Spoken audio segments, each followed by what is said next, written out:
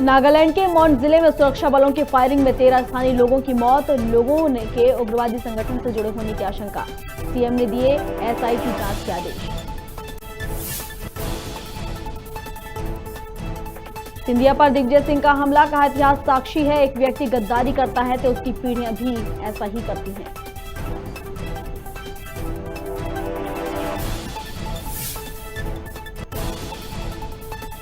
IAS service meet स्थगित होने पर उठ रहे सवाल, राज्य निर्वाचन आयुक्त बोले मीट स्थगित का कारण कोरोना नहीं, अब चर्चा पुलिस कमिश्नर सिस्टम से नाराजगी की।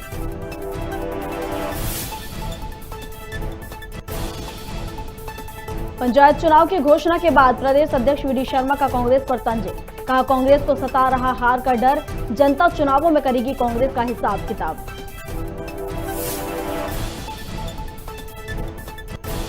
और छतरपुर में जटाशंकर धाम से लौट रहा ट्रैक्टर अनियंत्रित होकर पलटा, 2 लोगों की मौत, 28 हुए घायल।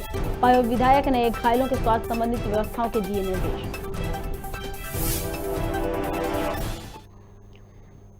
नमस्कार, खबर भारत देख रहे हैं आप, मैं हूं आपके साथ प्रियंका। चलिए बढ़ते हैं खबरों की ओर। अनूपपुर के जिले जैतहरी में सरस्वती शिशु मंदिर विद्यालय के 12 वर्षीय छात्र की कोरोना रिपोर्ट पॉजिटिव आई है, जिससे जिले में हड़कंप मच गया है। वहीं छात्र के संपर्क में आए लोगों की कोरोना जांच की जा रही है। पॉजिटिव छात्र को होम क्वारंटाइन किया गया है। हम आपको बता रहे हैं अनूपपुर की खबर, और इस पर अधिक जानकारी के लिए हमारे संवाददाता अनूपपुर से संतोष चौरसिया हमारे साथ जुड़ गए हैं। संतोष, एक छात्र की रिपोर्ट कोरोना पॉजिटिव आई है। जी प्रियंका जी, एक स्कूली छात्र शिशु मंदिर विद्यालय जैतहरी में अध्ययनरत था, जिसकी कोरोना जांच के बाद पॉजिटिव रिपोर्ट आई है। और जानकारी है कि उसके दादाजी झांसी से वापस आए थे और उस बच्चे को 3 से 4 दिन तक खांसी बुखार वगैरह जो है उसको आ रहा था और वह ठीक नहीं हो रहा था। तो उसकी जो है फिर कोरोना टेस्ट कराई गई, जिला प्रशासन गया और उसके बाद कोरोना उसके बाद पॉजिटिव आई है उसका रिपोर्ट। और पॉजिटिव रिपोर्ट आने के बाद स्वास्थ्य अमला हड़कंप में आया और उसके संपर्क में आए सभी लोगों की कोरोना जांच कराई गई है। लेकिन अच्छी बात है उसके घर में जो भी लोग थे उनका जो है क्या बोलते पहले से वैक्सीनेशन हुआ था, इसलिए जो है किसी की भी रिपोर्ट पॉजिटिव नहीं आई है। और यहाँ तक कि जो बच्चे उनके साथ में पढ़ रहे थे, अध्ययनरत थे, उनकी भी कोरोना रिपोर्ट जो है निगेटिव आई है। तो जैसे कि अभी संतोष आपने बताया कि उनके दादाजी झांसी से आए हुए थे, तो जब उनके दादाजी झांसी से आए थे तो क्या उस वक्त उनका टेस्ट नहीं कराया गया था? नहीं, उस वक्त उनका टेस्ट नहीं कराया गया था। जब बच्चे की तबीयत खराब हुई, 3-4 दिन से खांसी और सर्दी थी और वो ठीक नहीं हो रहा था, उसके बाद जो है उनका कोरोना टेस्ट कराया गया है, तो उसमें वो पॉजिटिव आए हैं। देखिए संतोष, वैसे भी घर के सभी लोग का निगेटिव आया है। संतोष देखिए, वैसे भी कोरोना की तीसरी लहर का खतरा जो है लगातार बना हुआ है। सरकार बार बार मास्क लगाने की अपील कर रही है और कोरोना प्रोटोकॉल का पालन करने की भी अपील कर रही है, और लगातार टेस्टिंग की जा रही है। जो लोग बाहर से आ रहे हैं उनकी भी टेस्टिंग की जा रही है। फिर शासन ने इतनी बड़ी लापरवाही कैसे कर दी कि दादाजी उनके बाहर से आए, उनकी टेस्टिंग नहीं की गई, जिसके चलते आज बच्चा कोरोना पॉजिटिव पाया गया? हाँ, यहाँ पे कहीं न कहीं स्वास्थ्य विभाग की लापरवाही है। लेकिन यहाँ के जो जिला स्वास्थ्य अधिकारी एफसी राय, उनसे हमारी बात हुई है, तो उन्होंने कहा है कि चूंकि पहले से घर के जो सदस्य थे उनका वैक्सीनेशन हुआ था, का फायदा उनको मिला और किसी को पॉजिटिव रिपोर्ट नहीं आई है। और उन्होंने सभी से अपील किया है कि किसी को डरने की जरूरत नहीं है, स्थिति नियंत्रण में है, सभी लोग सोशल डिस्टेंसिंग का पालन करें, मास्क लगाएं, सैनिटाइजर का उपयोग करें और डरे नहीं।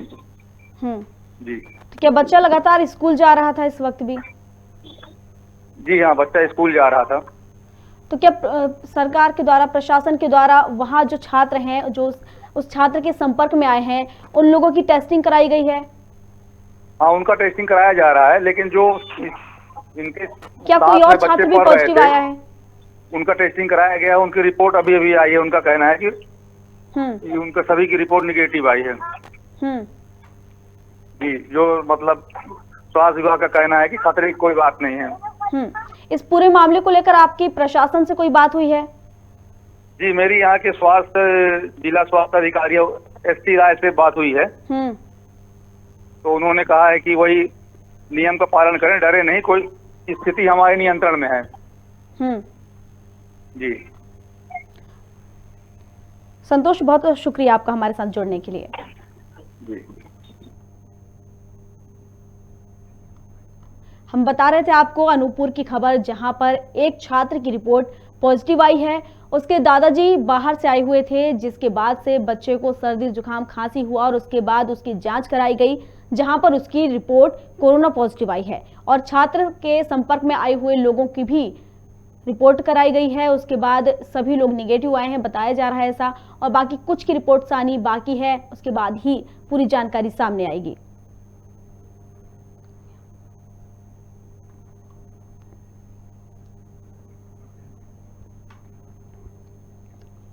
चलिए अगली खबर की ओर बढ़ते हैं। छतरपुर जिले के जटाशंकर धाम से लौट रहा ट्रैक्टर अनियंत्रित होकर पलट गया। हादसे में ट्रैक्टर ड्राइवर सहित एक महिला की दर्दनाक मौत हो गई। वहीं 28 लोग घायल हुए हैं, जिसमें महिलाएं, पुरुष और बच्चे भी शामिल थे। सभी घायलों को जिला अस्पताल पन्ना पहुंचाया गया है, जिसके बाद पवई बीजेपी विधायक प्रहलाद लोधी सहित जिला पंचायत अध्यक्ष और पन्ना कलेक्टर संजय कुमार मिश्रा जिला अस्पताल पहुंचे, जहां उन्होंने घायलों का हालचाल लिया। पन्ना कलेक्टर और विधायक ने घायलों के स्वास्थ्य संबंधित सभी व्यवस्थाओं के निर्देश दिए हैं। देखिए, जटाशंकर से भगवान भोलेनाथ के दर्शन करके आ रहे थे, तो किशनगढ़ थाना अंतर्गत जैतपुर किशनगढ़ के बीच में जो लोग यात्री थे, उनके बताने के कारण ये हुआ कि ब्रेक फेल होने के कारण गाड़ी एकदम से तेज रफ्तार से भागी, तो 2-3 पलटियाँ खाई है, जिससे ट्रैक्टर के भी चारों पहिए ऊपर हो गए। ड्राइवर की मौके पर ही मौत हो गई। उसमें से एक महिला जो अभी अमानगंज थाने में उसकी मौत हुई। बाकी 28 लोगों को पन्ना जिला चिकित्सालय लाया गया, जहां से कुछ 2-3 लोगों को रीवा रेफर किया गया है। ये जैतपुर थाना किशनगढ़ जिला तहसील बिजावर के पास हादसा हुआ, लेकिन ये लोग रहने वाले सिमरिया तहसील के थे, बापतपुर गांव के, और ये भूपतपुर गांव के। 29 लोग उसमें थे, ट्रैक्टर में सवार, ट्राली और उसमें मिला के ट्रैक्टर के ड्राइवर की उनकी वहीं पे दुखद मृत्यु हो गई। एक महिला थी, उनकी अमानगंज अस्पताल आते समय उनकी दुखद मृत्यु हो गई। बाकी 28 जो घायल थे उनको प्राथमिक फर्स्ट एड उनको अमानगंज अस्पताल में दी गई थी, और उनको बेहतर इलाज के लिए यहाँ पे पन्ना जिला चिकित्सालय रेफ़र किया गया है। जिला चिकित्सालय में सबको यहाँ पे भर्ती किया गया, जिनमें 3-4 लोग हैं इनको कोई खतरा नहीं है, तो उनको यहाँ पे एडमिट नहीं किया गया। बाकी लोग अस्पताल में एडमिट हैं। माननीय विधायक जी, माननीय जिला पंचायत अध्यक्ष महोदय, हम लोग यहाँ पे हॉस्पिटल में आए हुए हैं। हमारे SDM, हमारे पुलिस की टीम इनके और मेडिकल टीम इनके इलाज के लिए प्रयासरत है। 3 लोगों को बेहतर इलाज के लिए यहाँ से रीवा मेडिकल कॉलेज रेफ़र किया गया, उनकी भी हालत स्थिर है।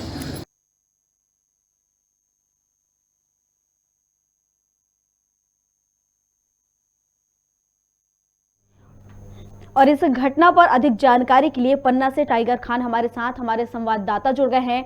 टाइगर, छतरपुर जिले के जटाशंकर धाम से लौट रहा ट्रैक्टर अनियंत्रित होकर पलट गया है, क्या अपडेट आपके पास?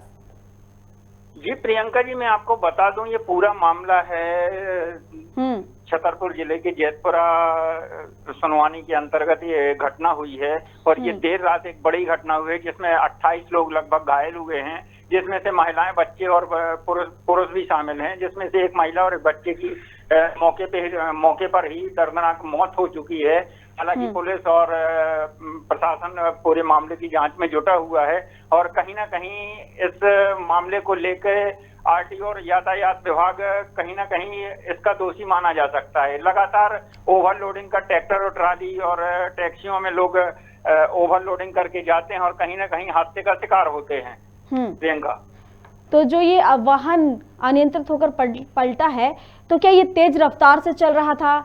क्या कारण है इसके पलटने का? जी बराबर, कहीं ना कहीं ये माना जाए कि ये तेज रफ्तार का कहर ही माना जाए, और ये पूरा जटाशंकर से ये दर्शन करके दर्शनार्थी लौट रहे थे, जो सिमरिया थाना क्षेत्र अंतर्गत भूपतपुरा के लोग थे, और देर रात ये दर्शन करके लौटने के उपरांत ही ये हादसा हुआ है। जी। तो क्या कोई अन्य व्यक्ति गंभीर रूप से घायल हुआ है या फिर मामूली चोटें आई हैं? जी देखिए, अब स्वाभाविक सी बात है कि ये ट्रैक्टर ट्राली का पलटना एक मामूली कई लोग इसमें गंभीर भी हों, कई लोग हल्के घायल हैं, और ट्राली का पलटना एक गंभीर हादसा ही माना जाएगा। इसमें से कई लोग गंभीर हैं, जो कि अमानगंज सामुदायिक स्वास्थ्य केंद्र से पन्ना के लिए रेफर हुए हैं, और पन्ना से अधिकांश यात्री ये आपका रीवा के लिए मेडिकल कॉलेज रेफर किया गया है। जब ये घटना हुई तो उस वक्त वहां पर कौन मौजूद था, किसके द्वारा उन्हें अस्पताल पहुंचाया गया? जी, राहगीरों के द्वारा 100 डायल को सूचना दी गई। 100 डायल के बाद मौके पे पहुंचने के बाद आनन फानन में 108 की सहायता से उनको सामुदायिक स्वास्थ्य केंद्र, जो कि नजदीकी है, अमानगंज लाया गया। अमानगंज से उनको देर रात पन्ना के लिए रेफर किया गया, जहां पे कलेक्टर और जिला पंचायत अध्यक्ष और विधायक पवई मौके पे पहुंचे और घायलों का हालचाल जाना और चिकित्सा व्यवस्था की सुविधा को मुहैया प्रदान किया। जी। जैसा कि अभी आपने कहा कि विधायक, कलेक्टर और अध्यक्ष भी उनका हालचाल जानने के लिए जिला अस्पताल पहुंचे हैं, तो क्या आपकी किसी से कोई बात हुई है? उनका क्या कहना है इस पूरे मामले पर? जी, बराबर जब इस बात को लेके विधायक पवई प्रहलाद लोधी और पन्ना कलेक्टर संजय मिश्रा जी से ये इस बारे में जानकारी ली गई, तो उन्होंने लगातार चिकित्सीय सहायता प्रदान करने का आश्वासन दिया है। जी, आपकी प्रशासन से कोई बात हुई है? जिस तरह से ये तेज रफ्तार ट्रक रोडों पर दौड़ रहे हैं, तो इसके लिए कोई नियंत्रण नहीं लगाया जा रहा है? आखिर क्यों ऐसी घटनाएं हो रही? हम लगातार देखते हैं कि आए दिन ऐसी घटनाएं सामने आती हैं, फिर प्रशासन क्या कर रहा है इस पर? जी देखिए, मैं आपको बता दूं कि प्रशासन लाख दावे करे लगातार तेज रफ्तार से दौड़ते हुए वाहनों पर, लेकिन एक असंभव सी बात है कि लगातार यातायात विभाग और परिवहन विभाग इस पर नकेल कसने में नाकामयाब साबित हो रहा है। जी टाइगर, आपका बहुत शुक्रिया हमारे साथ जुड़ने के लिए। हम आपको बता रहे थे पन्ना से खबर, जहां पर एक ट्रक अनियंत्रित होकर पलट गया है, जिसमें 2 लोगों की मौत हो गई है और 28 लोग घायल हुए हैं।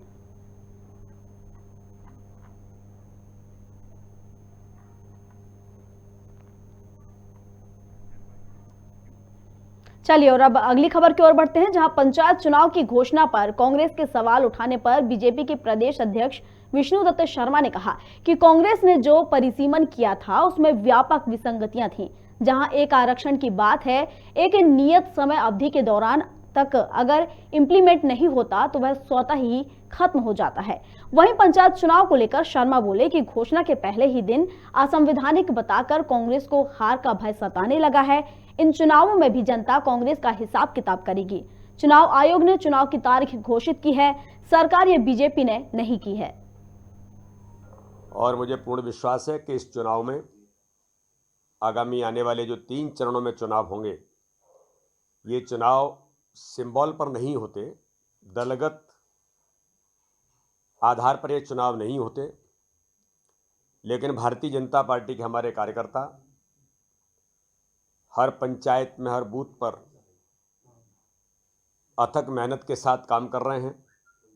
और आज से नहीं, लगातार, जिसको हम लोग कहते हैं कि 365 दिन 24 घंटे सक्रिय होकर के जनता की सेवा में भारतीय जनता पार्टी के कार्यकर्ता लगे होते हैं। इसलिए सभी कार्यकर्ता जो पंचायत चुनावों में जनपद से लेकर के जिला पंचायत के चुनावों में अपनी महत्वपूर्ण भूमिका निभाएंगे। और भारतीय जनता पार्टी, हमारे कार्यकर्ता जो चुनाव लड़ेंगे, उन कार्यकर्ताओं को मेहनत के आधार पर, एक टीम स्पिरिट पर सब लोग मिलजुल करके चुनाव लड़ेंगे और लोकतंत्र को मजबूत करने का काम भारतीय जनता पार्टी के कार्यकर्ता भी इसमें महत्वपूर्ण भूमिका निभाएंगे। केंद्रीय नागरिक उड्डयन मंत्री ज्योतिरादित्य सिंधिया 1 दिवसीय दौरे पर अशोकनगर आ रहे हैं। मंत्री बनने के बाद पहले आगमन पर सिंधिया के ऐतिहासिक स्वागत की तैयारी की जा रही है। शहर में स्वागत के लिए फ्लैक्स बैनर सहित शहर को सजाया जा रहा है। वहीं सैन चौराहे से रोड शो निकाला जाएगा, जिसके बाद मंत्री जनसभा को संबोधित भी करेंगे।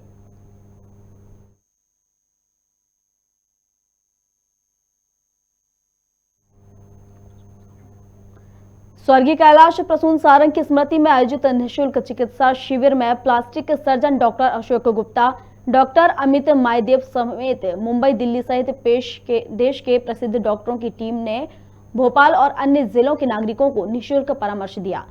कुल 38,166 लोगों ने कैंप में पहुंचकर अपनी जांच और इलाज करवाया। शिविर के अंतिम दिन रविवार को कई विख्यात डॉक्टर्स की टीम निःशुल्क परामर्श देंगी।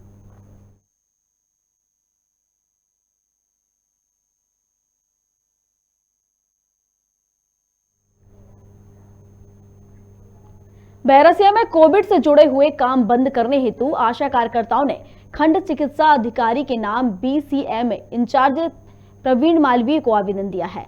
आशा कार्यकर्ताओं और सहयोगिनी टीकाकरण के लिए लोगों को प्रेरित करने का काम नहीं करेंगी। दरअसल उनकी प्रोत्साहन राशि बंद कर दी गई है। इस कारण यह नाराज हैं। आशा उषा और आशा सहयोगिनी कार्यकर्ताओं के द्वारा संपूर्ण 52 जिलों में शनिवार से कोविड-19 वैक्सीनेशन महाअभियान में कार्य का बहिष्कार किया जा रहा है। और हम लोग लगातार 2 साल हो गया कोरोना को आए हुए, इससे जो है सरकार भी अवगत है और जनता भी, जहाँ तक है सब लोग समझ गए हैं कि हमने कितनी सेवाएं दी हैं। घर घर जाकर कोविड-19 का कार्य पूरा किया है और आज भी कर ही रहे हैं। लेकिन हम लोगों की जो है हम लोगों को राशियाँ जो दी जा रही थी वो पहले तो बहुत कम थी, लेकिन आज वो भी बंद कर दी गई हैं। और निरंतर हम लोगों को जो है ड्यूटी पे बुलाया जा रहा है, कार्य करवाया जा रहा है। इसके अलावा आज हम लोग आवेदन देने आए थे, हम बाकी समस्त काम करेंगे लेकिन कोविड का कार्य नहीं करेंगे। आपकी शासन से क्या मांगे हैं? शासन से हमारी यही मांग है, एक तो कई मंत्री और हमारे जो हैं विभाग अधिकारी, उन लोगों ने हम लोगों को आश्वासन दिए से, स्वास्थ्य मंत्री जी ने आश्वासन दिए थे कि आशाओं का 10,000 वेतन हम लोग करेंगे और सहयोगी का जो है 15,000 रुपये करेंगे। लेकिन आज दिन तक ना तो वो उस पर उन्होंने कोई गौर किया है। बस शासन प्रशासन हम लोगों को झूठी उम्मीद जगाता है, काम ले लेता है, इसके बाद हम लोगों को जो है भूल जाता है। बाकी काम हम लोग ही निरंतर कर रहे हैं और करके सारा काम हम लोग कर रहे हैं, क्रेडिट किसी और को दे रहे हैं। आज बैरसिया के सिविल हॉस्पिटल के सामने आशा कार्यकर्ताएं इकट्ठी हुई है। इनकी क्या विशेष मांगे हैं, इस विषय में हम यहाँ की अध्यक्ष से बात करते हैं। तो आपकी विशेष क्या मांगे और आप क्यों इकट्ठी हुई है? हम लोग यहाँ जो हमारी मांगे हैं, आशाओं को सबसे कम वेतन में कार्य करवाया जा रहा है। लगातार कोविड में 2 साल हो गया हम लोगों को घर घर जा कर के हम लोगों ने जो है कोविड पॉजिटिव मरीजों के पास, जहाँ डॉक्टर यहाँ बैठा रहा और हम लोग वहाँ घर घर जाके सेवाएं दी, मेडिसिन पहुँचाई। इसके अलावा हम लोग लगातार वहाँ से ड्यूटी कर रहे हैं, यहाँ आ रहे हैं। हमको कभी सिविल अस्पताल बुलाया जाता है तो कभी धमर्रा PSC बुलाया जाता है। इसके अलावा ललरिया सेक्टर जहाँ है वहाँ बुलाया जाता है। RO केंद्र में हम लोग दवाइयाँ बांट रहे हैं, घर से दवाइयाँ बांट रहे हैं। हम लोगों को खाने पीने का टाइम टेबल नहीं है, संडे की भी छुट्टी। ये बताइए, पंचायत को आज क्रेडिट दिया जा रहा है, उसमें सबसे ज़्यादा काम हमारा है। हम वहाँ कुर्सी लगा दिन भर बैठते हैं, वहाँ एक लिस्ट ले ली, रजिस्टर ले लिया, फोन लगा हम हितग्राहियों को बुला रहे हैं घर घर से, बाकी क्रेडिट कोई और ले जा रहा है। ये तो क्या आपकी 2,000 में पूर्ति हो जाती है जो आपको मासिक मिलता है? बिल्कुल नहीं होती सर, ये तो सरकार भी जानती है और ये आम जनता को भी पता है। और जो आम आदमी मजदूर है उसको 300 रुपये, उसका 350, 450 रजिस्ट्रेशन है मजदूरी का। लेकिन 2,000 रुपये, ये बताइए, हमें तो 300 रुपये भी नहीं मिल रहा है आशा कार्यकर्ताओं। ये स्थिति है आज, इसलिए परेशान होकर के हम लोगों को लगातार 2008 से संगठन बने हुए हैं। लगातार सब लोग धरना प्रदर्शन कर रहे हैं और अभी ज़्यादा बात नहीं, 2-3 महीने पहले ही हम लोगों ने जो है स्वास्थ्य मंत्री जी को ज्ञापन दिया हमारे संगठनों द्वारा, और उन्होंने जो है आश्वासन दिया कि भाई 10,000 तुम्हारा कर देंगे, कल आकर के आप लेटर ले जाना। भाई आज तक उस लेटर का कोई अता पता नहीं है। फिर भी हमको लगातार ड्यूटियां करवाए जा रहे हैं, हम कर भी रहे हैं। हम इस उम्मीद में लगे हुए हैं कि चलो आज सरकार हमारी नहीं सुन रही, कभी तो सुनेगी। लेकिन अब हद हो गई, जो राशि हमें 2,000 रुपये दी जा रही थी वो तो है, इसके अलावा वो जो 1,000 हमें कोविड का दिया जा रहा था वो भी काट दिया गया। तो हर विभाग के अधिकारियों की जो वेतन वृद्धि बढ़ रही है, लेकिन आशा कार्यकर्ताओं की ऐसी क्या वो है दिक्कत की, मतलब वो उनको सबसे ज्यादा पैसा। लटेरी वन परिक्षेत्र के अंतर्गत एक चोर सागौन की लकड़ी चोरी कर रहा था, तभी वन रक्षक भूपेंद्र शर्मा और चौकीदारों ने लकड़ी चोर को रंगे हाथों पकड़ लिया। इस दौरान लकड़ी चोर ने वन रक्षक पर कुल्हाड़ी से हमला कर दिया, जिससे वन रक्षक घायल हो गया। वन रक्षक भूपेंद्र शर्मा ने जान की परवाह किए बगैर चोर को पकड़ लिया। वहीं भूपेंद्र शर्मा प्रकृति के पेशे के साथ ही भावनात्मक रूप से भी जुड़े हुए हैं।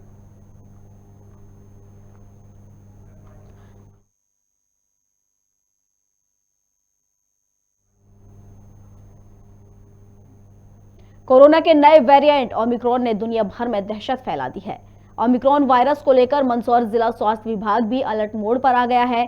जिला स्वास्थ्य अधिकारी के एल राठौर ने बताया कि उनका विभाग ऑक्सीजन को लेकर 5 दिन का मॉक ड्रिल कर रहा है। जिले में स्थापित ऑक्सीजन के तमाम प्लांट्स को चेक किया जा रहा है। 300 बेड को कोविड पेशेंट के लिए रिजर्व कर दिया गया है। साथ ही ग्रामीणों के स्वास्थ्य और उप स्वास्थ्य केंद्रों पर भी 175 बेड तैयार किए जा चुके हैं। वहीं कोविड-19 के दौरान बनाई गई तमाम टीमों को फिर से एक्टिव किया गया है।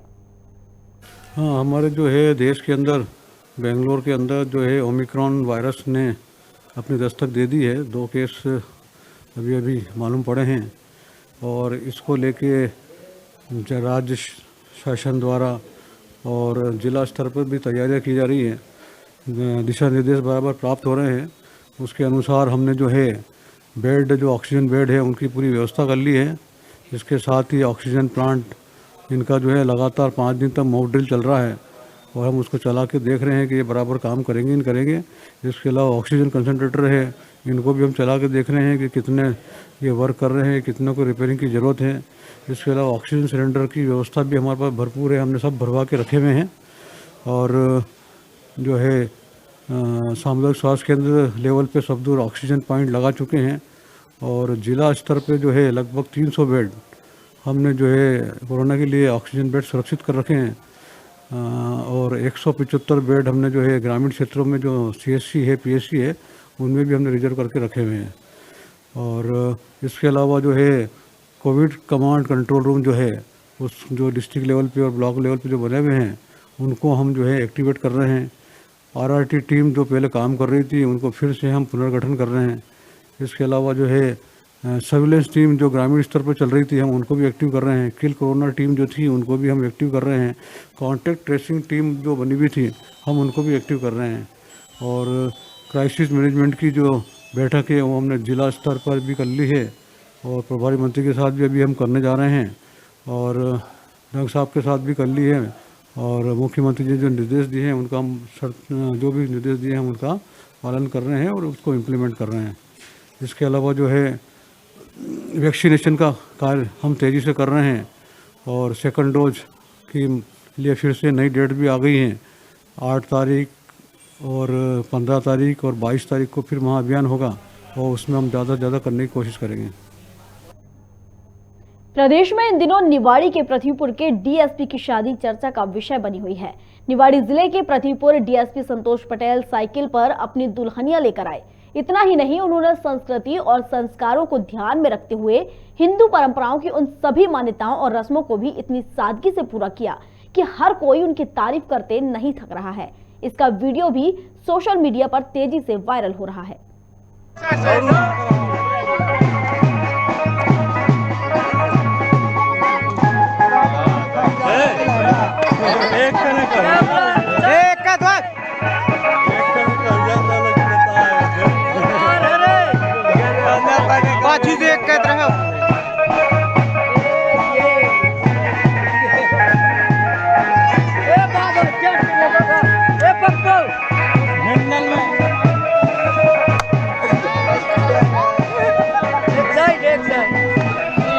पप्पू एक का था यार।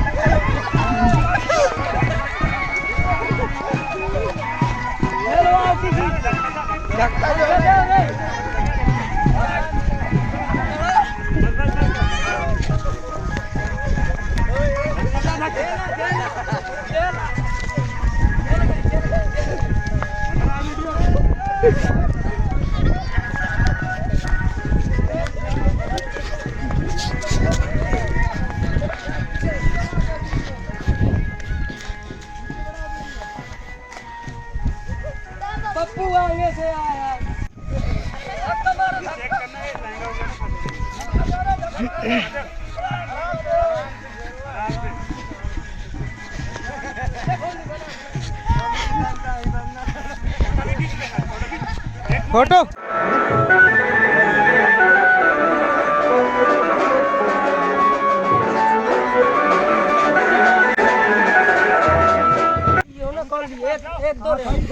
कौन है कर लूंगा मैं। रुक जा ले पकड़। अरे आराम से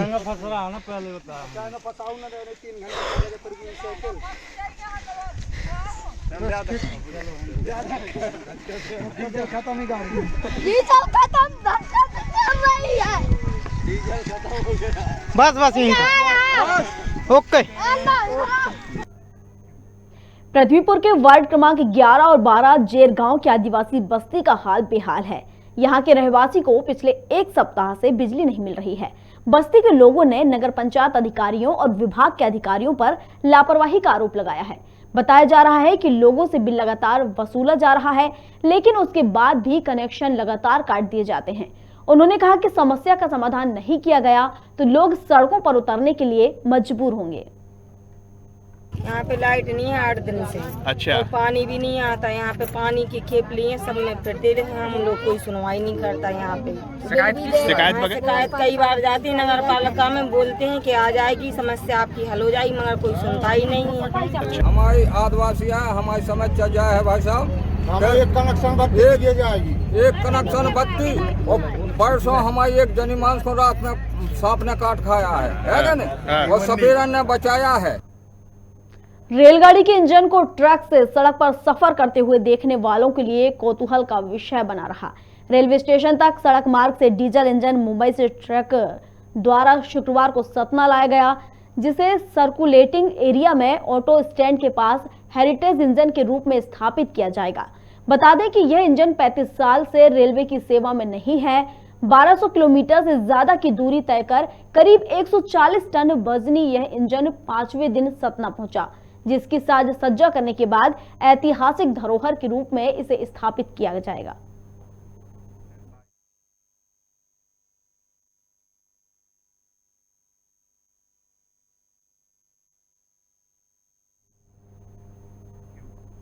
सिवनी मालवा हलदोल बाबा बस स्टैंड के पास टंटिया मामा बलिदान दिवस मनाया गया, जिसमें मुख्य अतिथि वरिष्ठ समाजसेवी कांग्रेस नेता समीर शर्मा, जिला अध्यक्ष राजू उइके, आदिवासी छात्र संगठन की टीम के नेतृत्व में यह कार्यक्रम रखा गया।